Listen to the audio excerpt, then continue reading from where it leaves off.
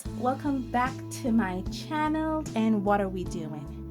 I am about to make a mess, hence why you see me have on a little piece of paper here,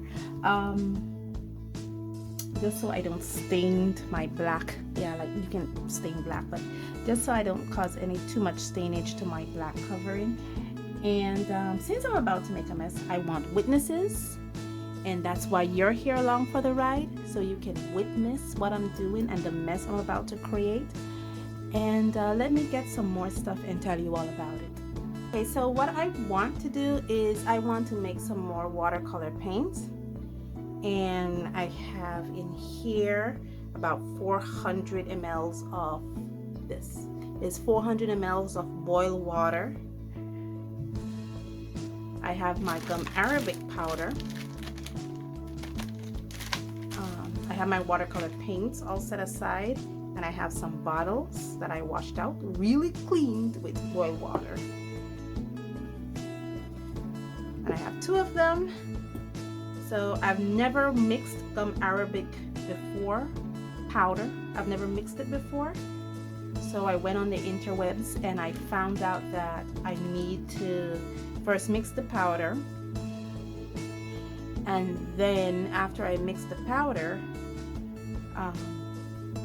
then I need to make the gum arabic paints. The gum arabic paint now. Well, yeah, the watercolor paint. I have my pigments all set up here.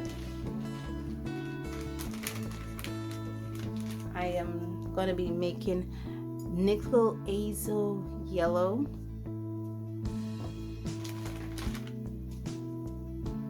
cobalt turquoise, and I want to redo manganese violet, but I'm only going to be doing a small amount of that one because I messed up the first one, hence why I got gum arabic powder and not the liquid gum arabic I normally get, because this is the Winsor Newton gum arabic that I used, and I don't know if there was something extra in this, why my manganese violet came out very jelly like. And I'm sorry I don't have a picture or a representation to show you, because I kind of cleaned out the pans that I put them in, and I kind of washed those out with hot water. But it was very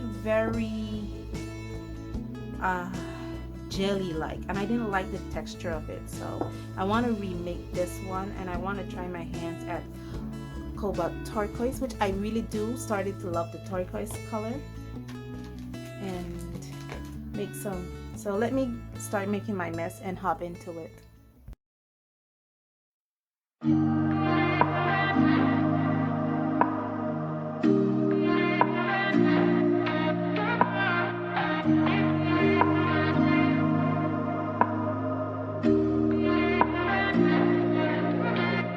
There's no place I'd rather be than here with you. That's all I need. There's no one I'd rather see close to me. That's all I need. If I could stay, then I would stay here forever. If you're meant to, then let's be the best together.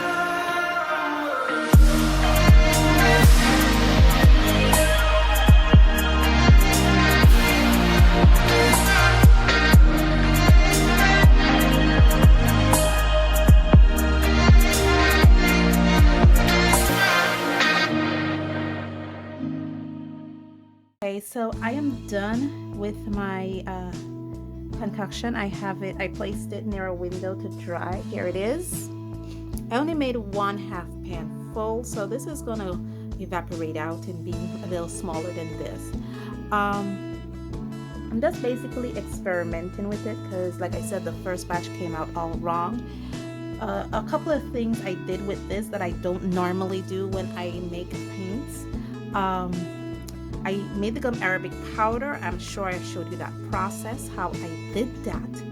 And also I put it in this bottle, And I actually measured everything out. So this bottle, and I wrote everything down too. So this bottle has in 120 mLs of boiled water and 45 mLs of gum arabic powder. I know the instructions said 1 to 2, which means 1 part gum arabic powder to 2 parts water, but I kind of limit that down because I noticed the consistency of mixing it was getting a little more stiffer and stiffer to mix. So I limited it down to only 45 mLs. I measured it out with my spoon that has mLs configuration here. Also, another thing I did with my gum arabic watercolor paints that I don't normally do, gum arabic watercolor paints, now my making of watercolor paints that I don't normally do, is that when I mix paints, I put in oxgall, I put in glycerin, I put in clove oil, I put in honey. In this mixture, I only put in the gum arabic solution and a little bit of clove oil, and that was it. I am actually worried about the re-wettability of my paint because I didn't put in any glycerin whatsoever, so I'm worried about it a lot. So much so I want to put in a small little drop of glycerin and mix it all up with a spoon, because maybe it is the oxgall that had it the way it came out, that jelly form. I just put in a little bit of clove oil, 1 drop of the clove oil, because that is my preservative agent. So in that entire half pan mix solution that I have, it's only 1 drop of the clove oil I put in there, just so I could preserve it. And yeah, I'm worried about it. So what I'm doing now is actually just waiting for this here to dry and to see if I could re-wet the mixtures that I have here in this pan, and if I can re-wet those beautifully, then I have somewhat of a safety comfort to say my mixture might re-wet beautifully. So I want to do that before that mixture dries out. And basically that's it. Thank you guys so much for joining me on this journey, and as always, stay safe, stay blessed, and I'll see you in the next one. Bye.